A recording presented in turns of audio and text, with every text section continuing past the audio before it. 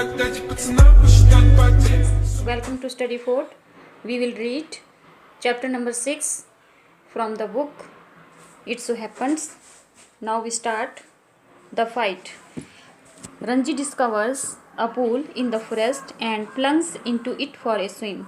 Ranji forest में जंगल में एक पूल को डिस्कवर करता है यानी खोज करता है and plunges into it for a swim और इसमें तैरने के लिए प्लंग्स मीनिंग उसमें जंप करता है यानी छलांग लगाता है. There is serious trouble between him and someone else over who has a right to the pool. There is serious trouble between him. आप बोलते हैं कि उसमें एंड समवन और किसी दूसरे के बीच में सीरियस ट्रबल मतलब बहुत बड़ी समस्या हो जाती है. Who has a right to the pool. अब समस्या क्या है कि इस पूल पे किसका राइट है, किसका अधिकार है. ए फाइट एनस्यूज. एनस्यूज का मीनिंग होता है आगे बढ़ती है. क्या फाइट मतलब जो फाइट का जो कारण है वो यही है कि उस पूल पे किसका अधिकार है, तो यही जो है फाइट का कारण है. The first round ends in A draw. और जो पहला जो राउंड होता है वो ड्रॉ ही रहता है, किसी को भी विक्टोरियस घोषित नहीं किया जाता है. इसके बाद दिया हुआ है Ranji had been less than a month in Rajpur when he discovered the pool in the forest. Ranji जो है राजपुर में उसको 1 महीने से कम समय हो गया था. when he discovered the pool जब उसने जंगल में एक पूल को डिस्कवर किया था. it was the height of summer and his school had not yet opened and having as yet made no friends in the semi hill station. अब semi hill station वो station होता है जो पूरी तरह से हिली नहीं होता है, उसको बोलते हैं सेमी हिल स्टेशन. अब ये जो सेमी हिल स्टेशन था इसमें उसका कोई फ्रेंड नहीं था यानी मित्र नहीं था. और it was height of summer और उसमें जो मौसम था वो गर्मियों का था और स्कूल जो थे वो ओपन नहीं हुए थे.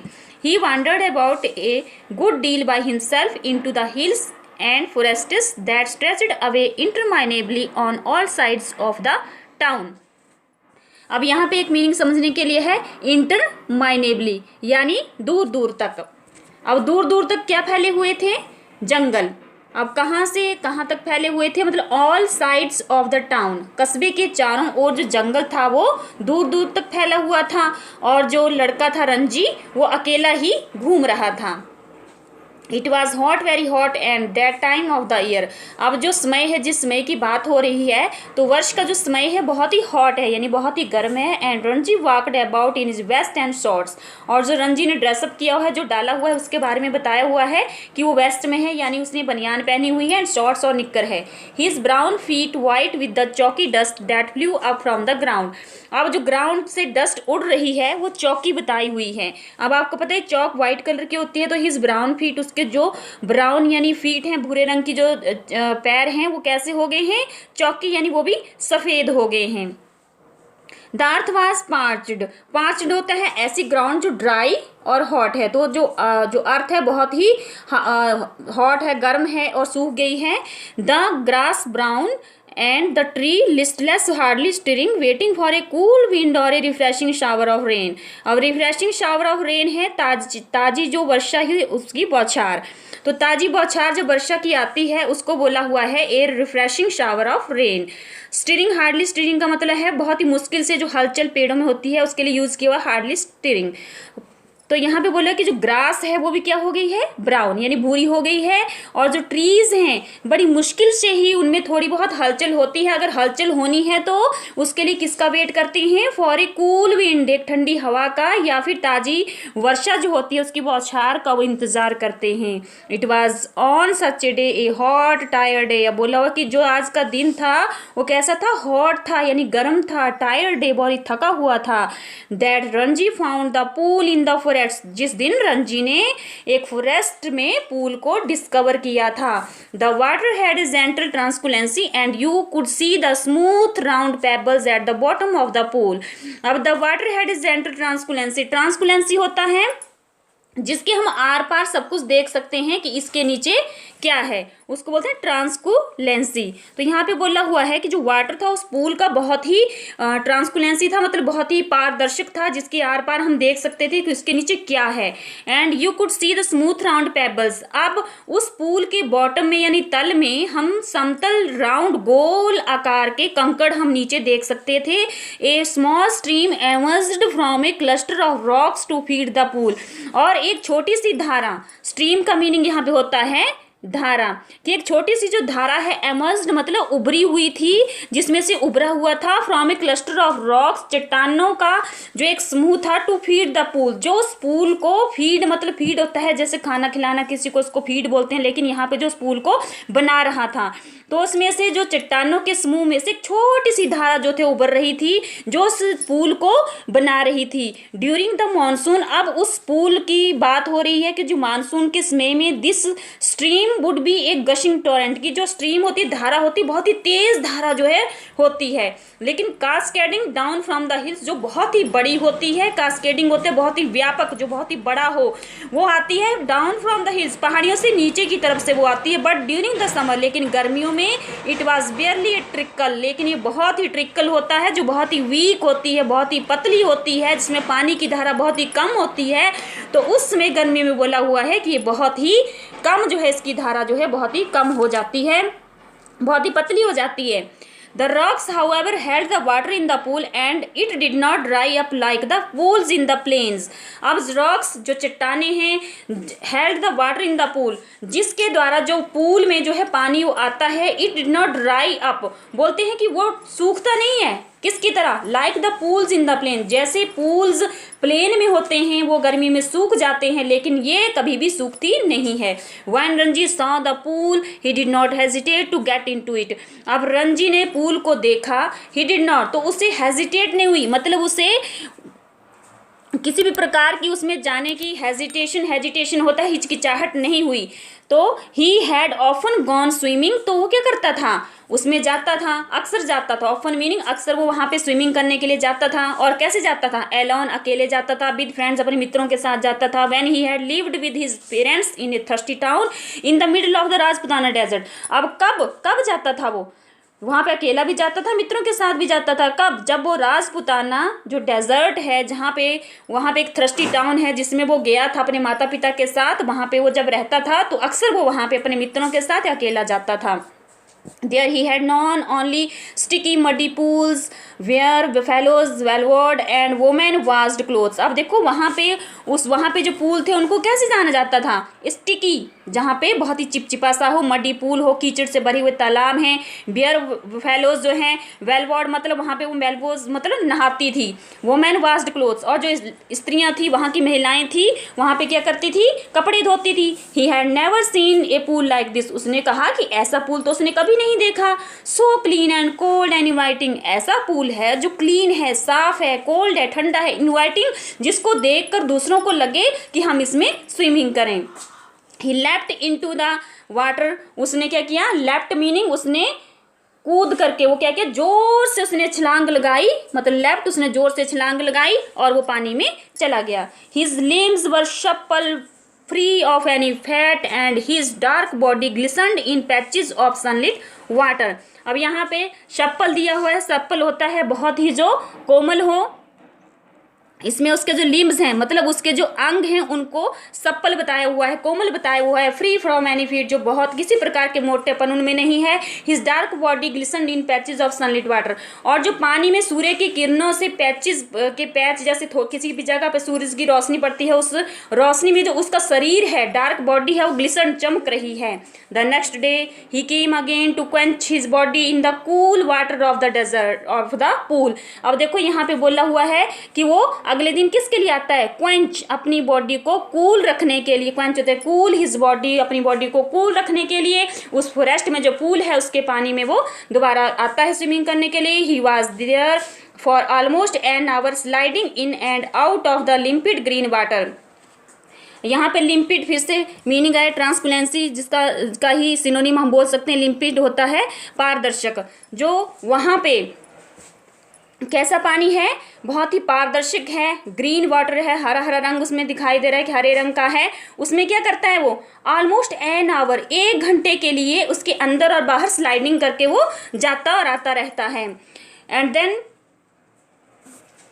Line stretched out on the smooth yellow rocks in the shade of broad leaved sal tree. अब लाइंग, उसके बाद जब वो वहाँ पे स्लाइडिंग कर लेता है तो लाइंग स्ट्रेच्ड आउट मतलब वो अपनी बाहों को फैला करके लेट जाता है, कहाँ, साल ट्री के जो चौड़े चौड़े ब्रॉड लीव्ड होता है, चौड़ी चौड़ी पत्तियों की जो शेड है, छाया है, उस सफेद चट्टान पे वो बाहों को फैलाकर लेट रहा है। इट वॉज वाइल ही ले दस that he noticed another boy standing a little distance away. अब देखो जैसे वो ऐसे लेटा हुआ था उस सॉल के लंबे लंबे चौड़े चौड़े पत्तों की छाया में, तो क्या देखता है वो कि उसी क्षण हिले दस, जो ऐसे लेटा हुआ था, that he noticed another boy standing a little distance away, कुछ ही दूरी पर, उससे जो कुछ ही दूरी पे जहां वो लेटा हुआ है वहां पे कोई दूसरा लड़का जो है वो उसकी तरफ देख रहा है। Staring at him a rather hostile manner, और कैसे देख रहा है, एक बहुत ही शत्रुता का मैनर उसमें है, वो शत्रुता के भाव से उसकी तरफ देख रहा है, विरोधी मैनर से देख रहा है। The other boy was a little older than Ranji, और जो दूसरा लड़का है बट बहुत ही हॉस्टाइल मैनर से, विरोधी भाव से उसकी तरफ देख रहा है, वो क्या कर रहा है, वो जो है वो ही वाज ए लिटिल, वो कैसा है, उसकी जो रंजी से थोड़ी सी आयु जो है उसकी रंजी से वो थोड़ा सा बड़ा है। Taller thickest with a broad nose and thick, और टॉलर लंबा है, थिकेस्ट मोटा है, और उसकी चौड़ी चौड़ी नाक है, मोटी है, रेड लिप्स हैं, लाल होंठ हैं। He had only just noticed Ranji, उसने रंजी की ओर थोड़ा सा ध्यान दिया, and when Ranji did not say anything, लेकिन रंजी ने कोई ध्यान नहीं दिया, ना तो उसने कुछ कहा। द अदर कॉल्ड आउट, उसने फिर से उसे पुकारा, what are you doing here mister, mister तुम यहाँ क्या कर रहे हो। Ranji who was prepare to be friendly, Ranji जो मित्रता करने के लिए तैयार था, was taken aback at the hostility of the other stone, जब दूसरे लड़के ने उसे इस तरह से शत्रुता के भाव से, शत्रुता के सुर में उसने उसे पुकारा, तो टेकन अबैक मतलब उसे बहुत ही इससे चकित वो हुआ, हैरान वो हुआ। आई एम स्विमिंग, देखो आंसर देते हैं कि मैं यहाँ पे तैर रहा हूँ। ही रिप्लाइड, उसने उत्तर दिया, why don't you join me, तुम भी मेरे साथ क्यों नहीं तैर रहे हो। आई ऑलवेज स्विम अलोन, बोलता है दूसरा जो लड़का है जो दूर से खड़ा होकर उसको देख रहा है कि मैं यहाँ हमेशा अकेला तैरता हूँ। सैड दर्द, दूसरे ने कहा, दिस इज माई पूल, ये मेरा तालाब है। It did not invite you here, और sorry I did not invite you here, कि मैंने तुम्हें यहाँ पे तैरने के लिए निमंत्रित नहीं किया है। The stranger strode up to Ranji, और जो स्ट्रेंजर है वो वहां पर आ जाता है, उसके रंजी के पास खड़ा हो जाता है। Who still sat on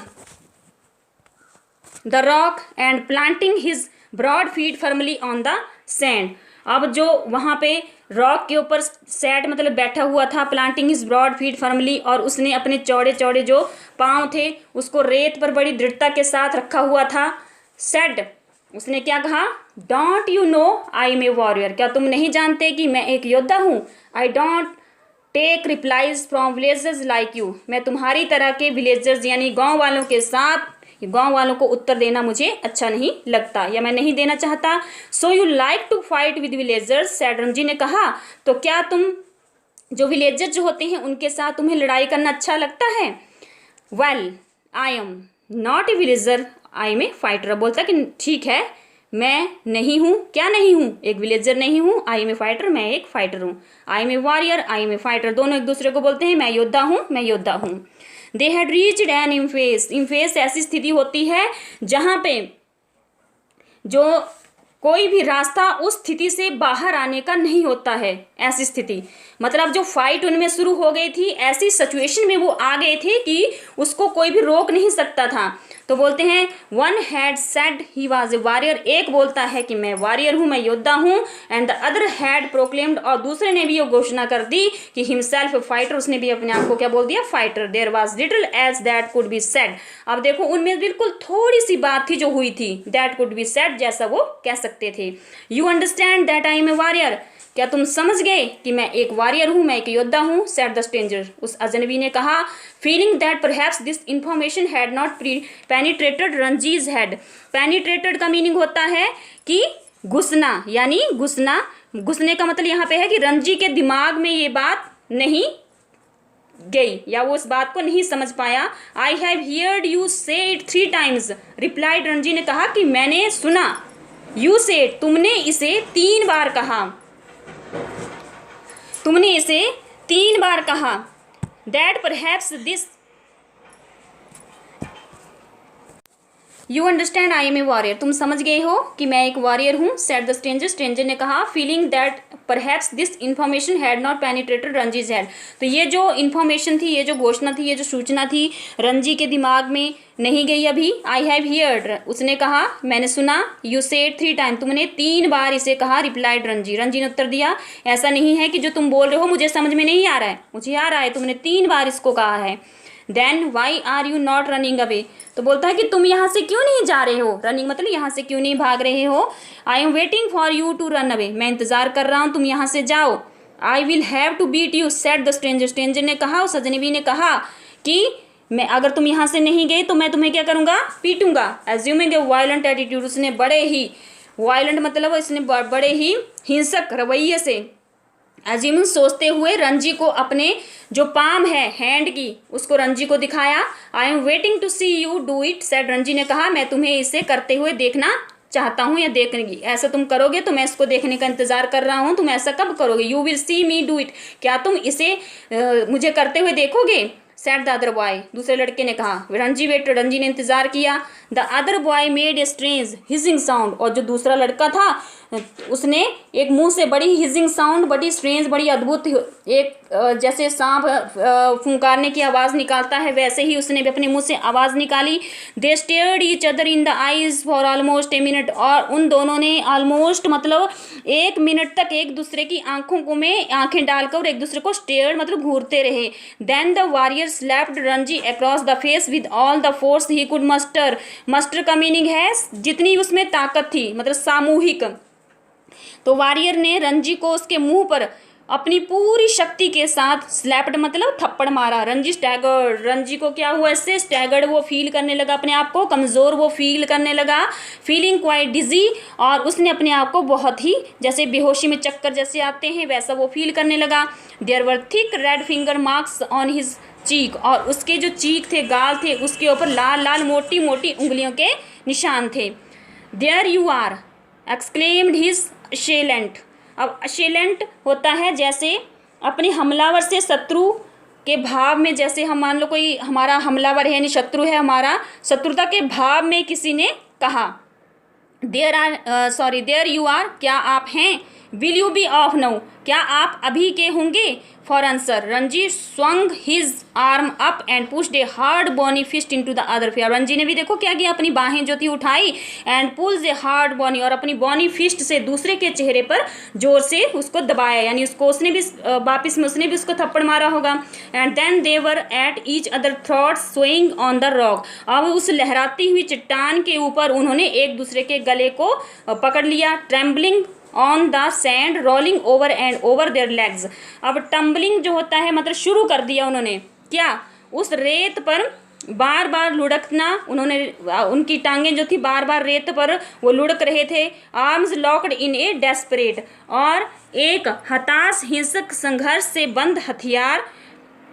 gasping and cursing, और गास्पिंग मीनिंग कि वो हाँफते हुए और एक दूसरे को, कर्शिंग मतलब गालियाँ निकालते हुए, क्लॉइंग जैसे पंजे, उन्होंने पंजा तो इंसान को नहीं होता लेकिन उनके जो हाथों की उंगलियां हैं एक दूसरे की पकड़ी हुई हैं, एंड स्लैपिंग और थप्पड़ों को मारते हुए सिचुएशन बताई हुई है। दे rolled into the shallows of the pool, और वो जो पूल का तल है, पूल का जो उभरा हुआ भाग है उसके ऊपर वो लुढ़कने लगे। Even in the water the fight continued as, even मतलब पानी में भी उनकी जो लड़ाई है वो कंटिन्यू रहती है।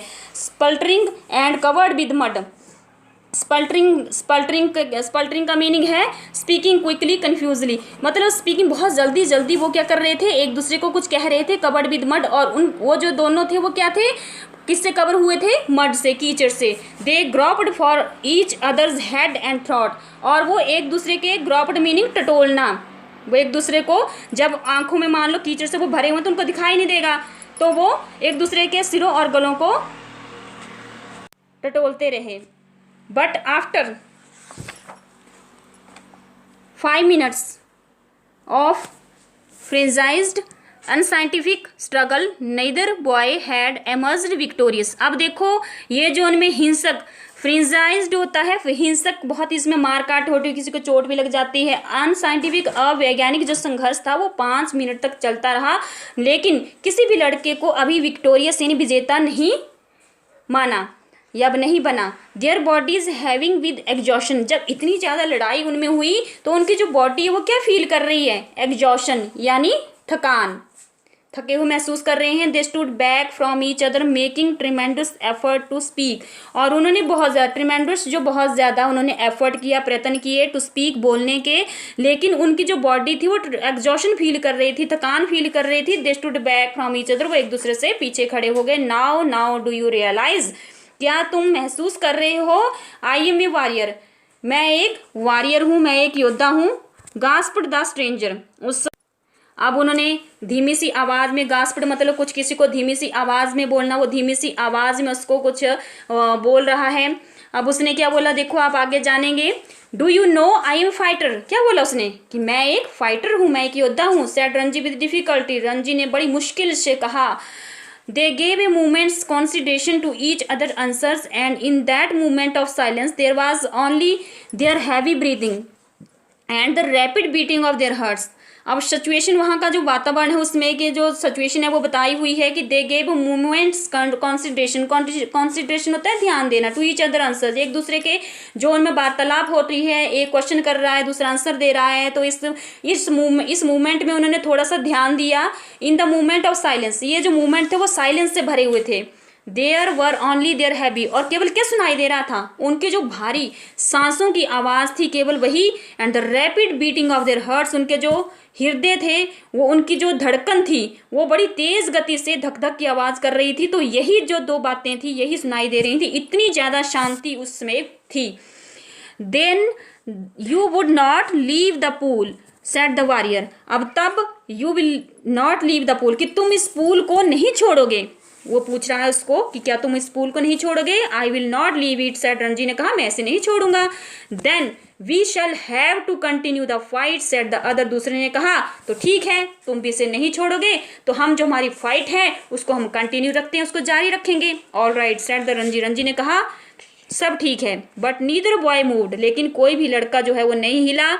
Neither took the initiative, initiative का मीनिंग होता है कि किसी ने भी पहल नहीं की, ठीक है, उन्होंने एक ने भी पहल नहीं की। The warrior had an inspiration, ऐसा लग रहा था कि योद्धा उसको कोई प्रेरणा मिल रही है, उसको कोई शक्ति मिल रही है। We will continue the fight tomorrow, फिर से बोलता है कि अगले दिन हम फिर से लड़ाई को जारी रखेंगे। ही सेड, उसने कहा if you dare to come here again tomorrow, अब बोलता है कि क्या तुम्हें अगले दिन यहाँ आने का तुम में साहस है, ठीक है। We will continue this fight, तो हम इस फाइट को कंटिन्यू रखेंगे।